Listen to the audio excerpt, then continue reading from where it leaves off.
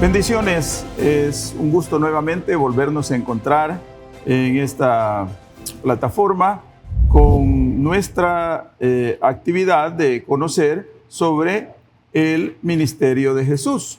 Y en la reunión anterior, en la exposición anterior, habíamos hablado de Jesús y el entorno judaico donde él nació, donde él se desarrolló, donde él estableció su manera de vivir, su forma de vivir, y vimos cómo sus padres, desde sus abuelos seguramente, según la tradición, venían practicando el judaísmo y él apareció inmerso en ese ambiente. Entonces, como sus padres cumplieron lo ceremonial, los rituales, cómo él mismo fue siendo instruido en este conocimiento de esa relación del pueblo y del individuo con Dios a través de las enseñanzas que el Señor había establecido desde el inicio de la nación de Israel. Y ahora vamos a revisar en el ministerio de Jesús a Jesús y las Escrituras. Jesús y las Escrituras de su momento, ¿verdad? Quizá lo más relevante, podríamos decir así, que uno puede manejar en esta reunión es la relación de Jesús y la ley mosaica, en el sentido de que es la ley mosaica que se conoce así como la Torá, específicamente es su nombre, cómo hace la guía para la conducta, para la actuación, para la relación del hombre con Dios y obviamente del hombre con sus congéneres. Entonces hoy vamos a hablar de Jesús y las Escrituras hebreas. ¿Cómo las Escrituras impactan en Jesús? ¿Verdad? Es interesante ver, porque si nosotros revisamos que Jesús, siendo Dios, cómo es que Él interactúa con las Escrituras. ¿Cuál es la influencia de la Torá en la vida de Jesús? Entonces, a través de los evangelios sinópticos y obviamente también en Juan podemos encontrar cómo se demuestra que Jesús y obviamente su familia son practicantes de las leyes, ¿verdad? Y el cumplimiento de la ley en la vida de Jesús se da ya como ser, digamos, independiente, ya como cuando él sale al ministerio, ya no está bajo la tutela de su familia, sino él inicia su tránsito, ¿verdad?, de su ministerio.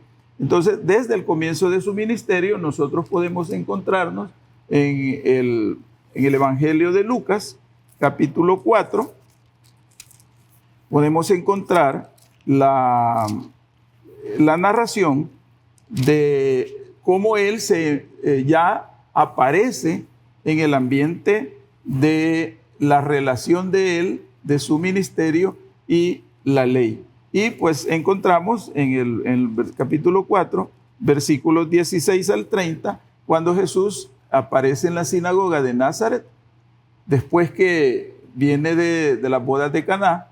Entonces aparece en Nazaret y le dan la oportunidad de leer en el rollo que le entregan, es el libro de Isaías. Y ahí encontramos pues aquella lectura tan interesante profética, donde dice el Señor, leyéndolo, ¿verdad? En la sinagoga dice: el Espíritu del Señor está sobre mí, por cuanto me ha ungido para dar buenas nuevas a los pobres, me ha enviado a sanar a los quebrantados de corazón, a pregonar libertad a los cautivos y vista a los ciegos, y poner en libertad a los oprimidos, a predicar el año agradable del Señor. Entonces aquí es la irrupción, digamos, ya en la vida ministerial, en un ambiente desde la sinagoga a él le permiten, había invitados, podían ser los mismos integrantes o dirigentes de la sinagoga, pero a él lo invitan y no solo lee, sino que va a tener que compartir sobre esa lectura. Entonces allí vemos cómo él tiene conocimiento de las Escrituras. Al mismo tiempo, en el mismo capítulo 4, del versículo 1 al 13, encontramos la narrativa cuando Jesús es tentado, ¿verdad? Obviamente por el enemigo. Y entonces las respuestas de Jesús siempre van enfocadas en la Escritura, ¿verdad? Él no responde, digamos, fuera de las Escrituras. Entonces esto confirma el dominio, el conocimiento que él tenía sobre las Escrituras, porque dice capítulo 4, versículo 4, y respondiéndole Jesús dijo, escrito está. Escrito está. Él conocía esa idea. No solo de pan vivirá el hombre, sino de toda palabra, ¿verdad?, de Dios. Entonces, ¿cómo lo sabía? Bueno, por su misma formación. Y ahí también él le dice, ¿verdad? Escrito está, al Señor tu Dios adorarás y a Él solo servirás. Escrito está, no tentarás al Señor tu Dios. Todas sus respuestas siempre fueron enfocadas con esas palabras de introducción. Escrito está.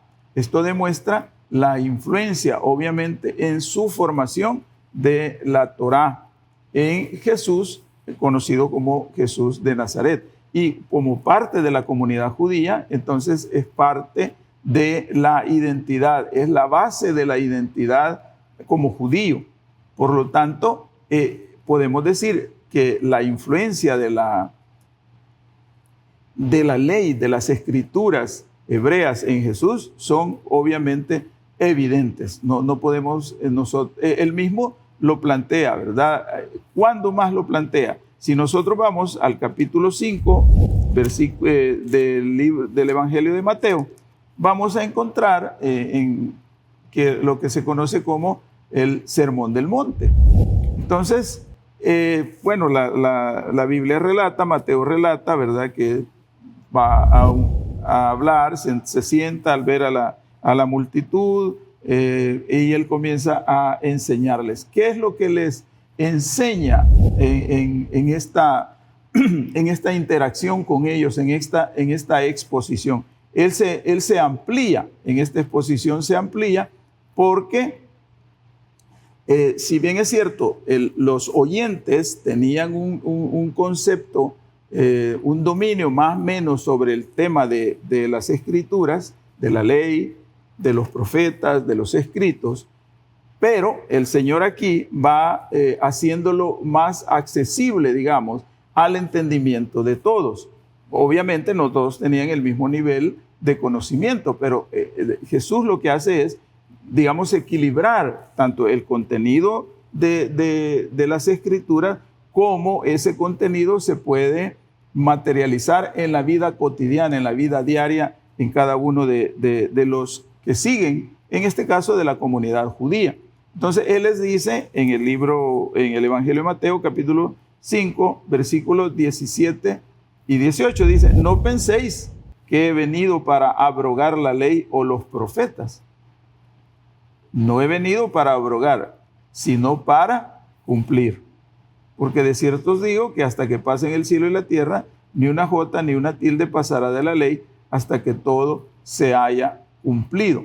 Entonces aquí podemos ver por medio del Evangelio de Mateo cómo Jesús es observante de la ley, ¿verdad? Cómo Jesús es observante de la ley. Obviamente él tenía que tener un conocimiento.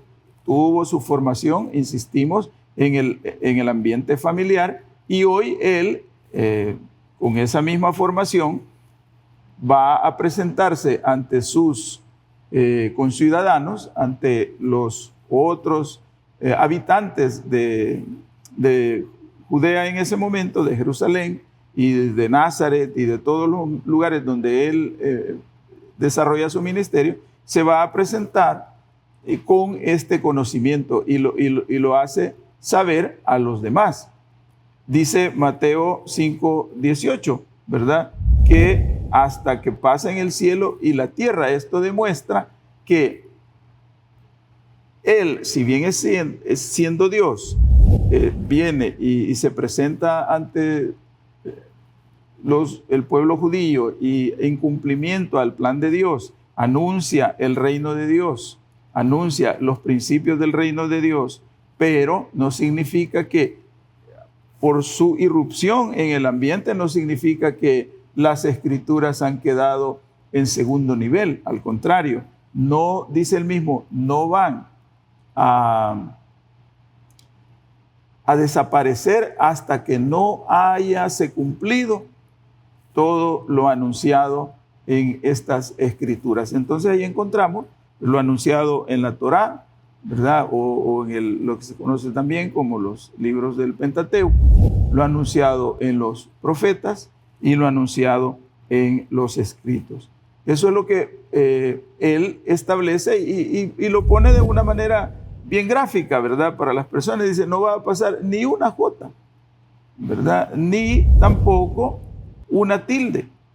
Y esta J se refiere, la J es la letra más pequeña del alfabeto griego, pero en el alfabeto hebreo se refiere a la Yod, se escribe Y-O-D-H, la Yod, como la letra más pequeña del alfabeto hebreo. Es decir, que por, digamos, insignificante que pueda parecer un elemento que está dentro de las escrituras, tiene igual relevancia, igual importancia porque es palabra de Dios. Por lo tanto, va a tener que cumplirse. Entonces, el Señor con esto, ¿qué nos está demostrando? El Señor Jesús, que Él es influenciado por las escrituras en su vida y lo vive y también lo comparte, ¿verdad? Porque Él lo practica en su individualidad. Por eso es que cuando va a la sinagoga, lo invitan a que lea en ese momento. Que muestra Él? Muestra conocimiento y obviamente pues comparte las ideas que allí aparecen en ese momento en el rollo que le presenta. Entonces, la ley, digamos como se conoce de manera genérica, ¿verdad? Cuando se habla de las escrituras hebreas, se conoce más como la ley, ¿verdad? Aunque ya dijimos, está formada por los tres grandes grupos, que son la Torá, que son los profetas y los escritos. Los estudiosos de la Biblia han dividido la ley o las escrituras en tres grupos, ¿verdad? Que ya mencionamos, pero también la ley, para estudiarla y para comprenderla mejor, la definen en tres categorías: la ley moral, la ley ceremonial y la ley civil. Ahora, todo esto fue dado, obviamente, al pueblo de Israel cuando el pueblo de Israel está comenzando o va en el proceso de formación como nación. Había una población que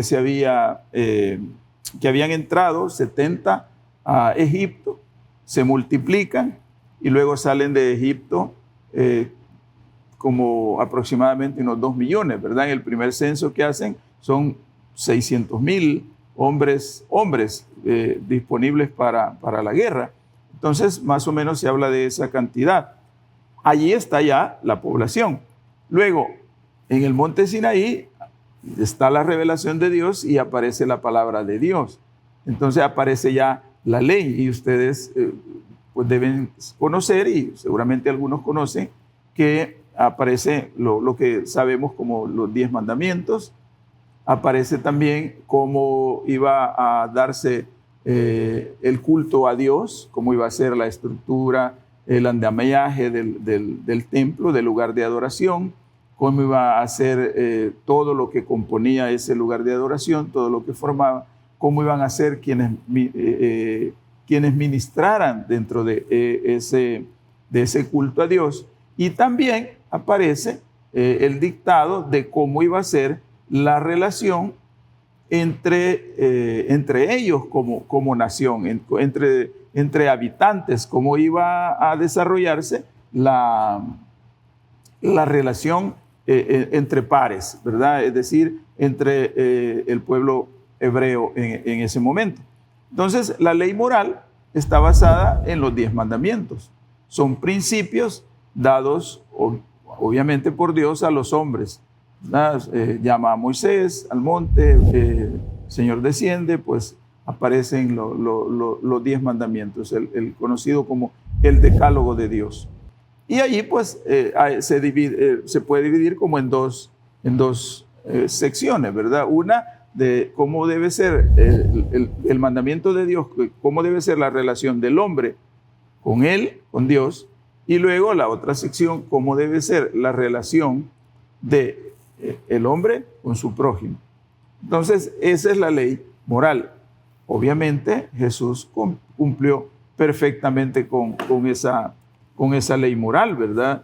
No hay una forma de achacar que Jesús no lo hizo, por supuesto. Aunque haya, digamos, a veces como descrédito, digamos, ¿verdad? A la personalidad de Jesús, a su ministerio. Pero dice el apóstol Pablo en la segunda carta a los Corintios, capítulo 5, versículo 21, al que no conoció pecado, por nosotros lo hizo pecado para que nosotros fuésemos hechos justicia de Dios en él.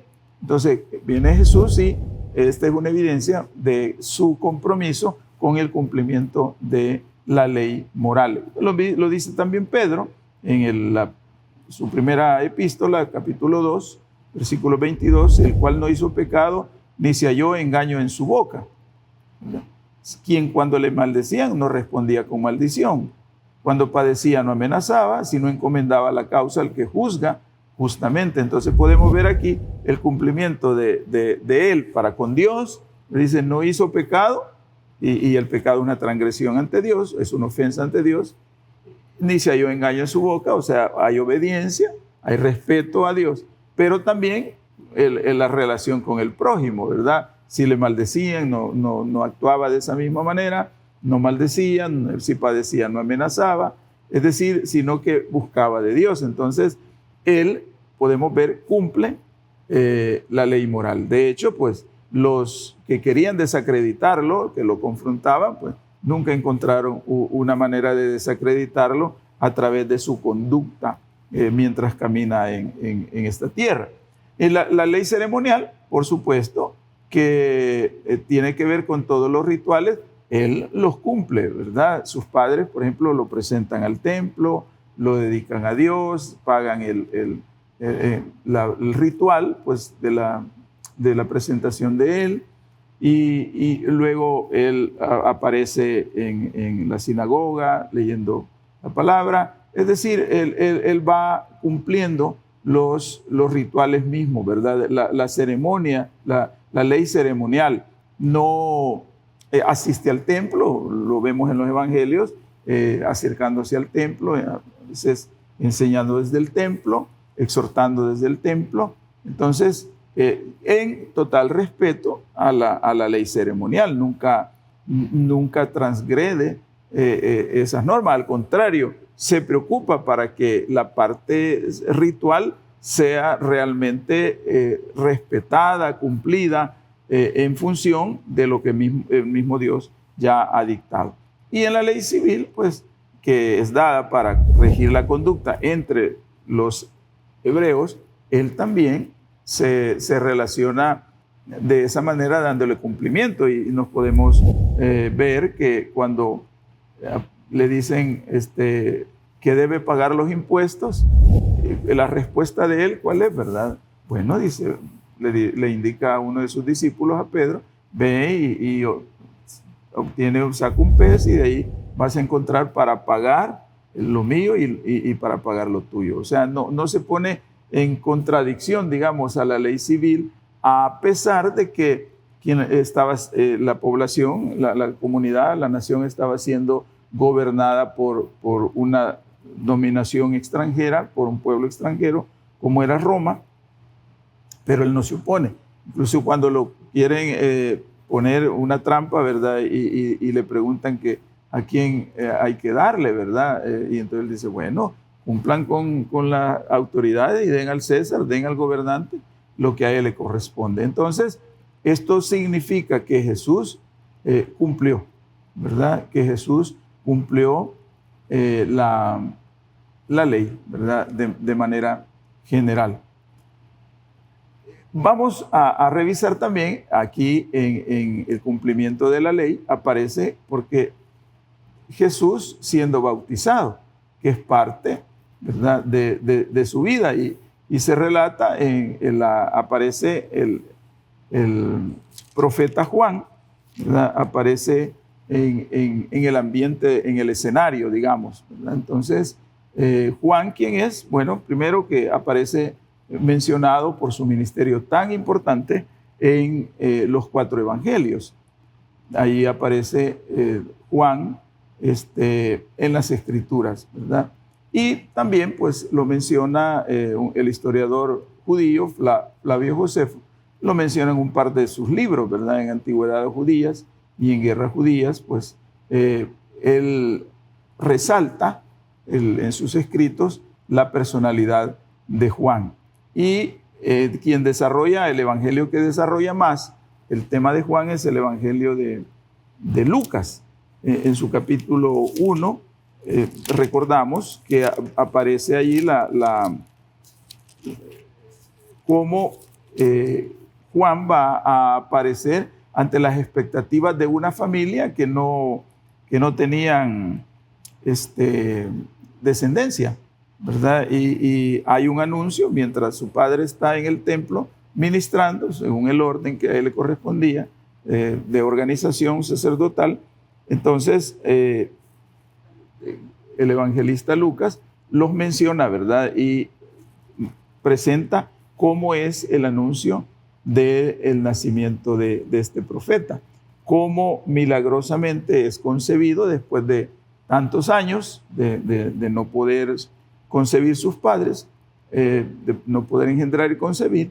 Entonces también aparece cómo, sigue narrando cómo cuando visita María a la madre, ¿verdad?, a Elizabeth, pues también hay una narración ve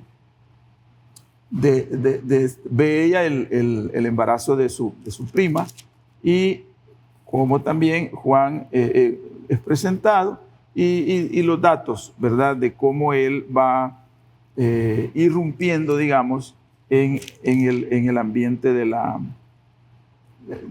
comunidad judía, y obviamente va a aparecer en el escenario con Jesús. Él, debemos recordar que a Juan se le consagra, ¿verdad?, para una vida de nazariato, y su conducta debe ser muy, muy apegada a lo que dicta la norma de un nazareo.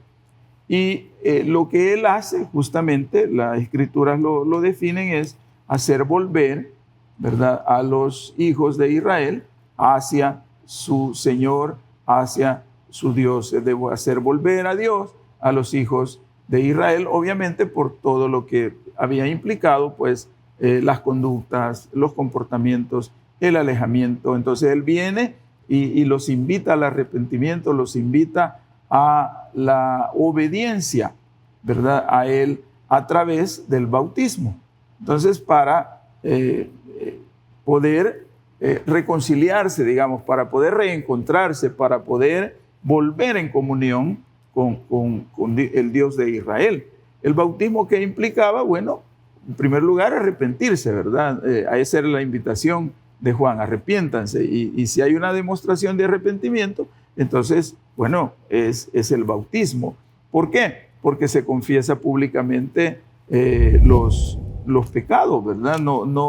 Si se hace en público, obviamente hay testimonio de lo que se está presentando, porque el profeta Juan, pues, hace eso, ¿verdad? Los invita a arrepentirse, y cuando ellos se acercan a ser bautizados por él, entonces confesaban sus pecados, dice el versículo 6 del Mateo capítulo 3. Luego son sumergidos, ¿verdad? Por Juan, obviamente, son sumergidos, y luego al salir vienen con una nueva expectativa de vida, porque se han arrepentido, han demostrado públicamente su arrepentimiento, se han humillado porque han permitido, han bajado a las aguas, ¿verdad?, y hay una incorporación, hay una identificación, obviamente, con con el acercamiento al Señor. Y luego pues hay una predisposición ya para caminar con el Señor en esta relación con Él, ¿verdad? Entonces, por eso es que a Juan pues, se le conoce como el precursor del camino del Señor, ¿verdad? Porque él va y él mismo lo dice, va preparando el camino del Señor. En el capítulo 3, versículo 11 dice, yo a la verdad os bautizo en agua para arrepentimiento, pero el que viene tras mí, cuyo calzado no soy digno de llevar, es más poderoso que yo. Él os bautizará en Espíritu Santo y fuego. Su aventador está en su mano y limpiará su era y recogerá su trigo en el granero y quemará la paja en fuego que nunca se apagará. Entonces, él mismo está profetizando todo un evento, ¿verdad? Desde qué va a pasar si no me arrepiento, qué va a pasar si desprecio, bueno, digámoslo de esa manera, esta oportunidad que el Señor nos está dando. Entonces, como podemos ver, Jesús en su vida, en esta tierra, es fiel seguidor, fiel practicante de lo que conocemos como la ley. Él no se, digamos, no se autoriza a él mismo, ¿verdad? Dejar la ley de lado, ignorar la ley, modificarla, digamos, ¿verdad? Modificar las escrituras, no, sino que lo que hace es un estricto cumplimiento, y podemos decirlo así cabalmente, un estricto cumplimiento de toda la escritura. No hay un área donde él pueda, digamos, tomar ventaja de alguna manera, sino que siempre sus respuestas fueron apegadas a la palabra de Dios que ya había aprendido, que había no solo aprendido, no solo memorizado, sino que también interiorizado en su vida, porque al interiorizar, obviamente hay una concientización de lo que se está memorizando, del dominio que se está teniendo sobre algo, y en este caso de las escrituras. Entonces, él lo que hace es mostrarse justamente dentro de esta dimensión de un practicante asiduo, de un practicante fiel, de un practicante, llamémosle con otro término, un practicante correcto de lo que significa seguir el ministerio. Él cumple a la perfección la ley civil, ya lo dijimos, cumple a la perfección la ley moral. Y podemos encontrar, por ejemplo, en el libro de Hebreos, podemos encontrar en el capítulo 5 de Hebreos, versículo 10, dice, y fue declarado por Dios sumo sacerdote según el orden de Melquisedec. Es decir, aunque él, ya lo dice el Salmo 2, ¿verdad? El Señor lo había ungido, y dice el Salmo, otro de los salmos dice que él es sacerdote según el orden de Melquisedec, y también lo dice aquí en el libro de Hebreos, ¿verdad? El capítulo 5, versículo 10, lo está confirmando. Entonces, aunque, digámoslo de esa manera, aunque él era el ungido, el sumo sacerdote, no toma ventaja, digamos, como a veces pudiera creerse, ¿verdad? En algunas situaciones meramente humanas, ¿verdad? Que alguien tiene algún nivel de autoridad y puede tomar ventaja sobre alguna normativa existente. Pero, ¿qué hace Jesús? No hace eso, sino que va y le da cumplimiento perfecto, ¿verdad? No hay variación, digámoslo de esa manera. Él busca la manera de que va a respetar, habrá un total respeto en lo que él va a practicar como miembro de esa comunidad, y además como alguien que en la próxima reunión vamos a revisar, como alguien que enseña, como alguien que parte de su metodología de enseñanza tiene que ver con el ejemplo, con el hacer, pero también tiene que ver con el ser. Así es que preparémonos para esta otra reunión donde vamos a ver este ministerio de enseñanza de Jesús, y pues hoy hemos visto cómo el Señor Jesús es un fiel practicante de la palabra del Señor, de todas las escrituras contenidas en su momento en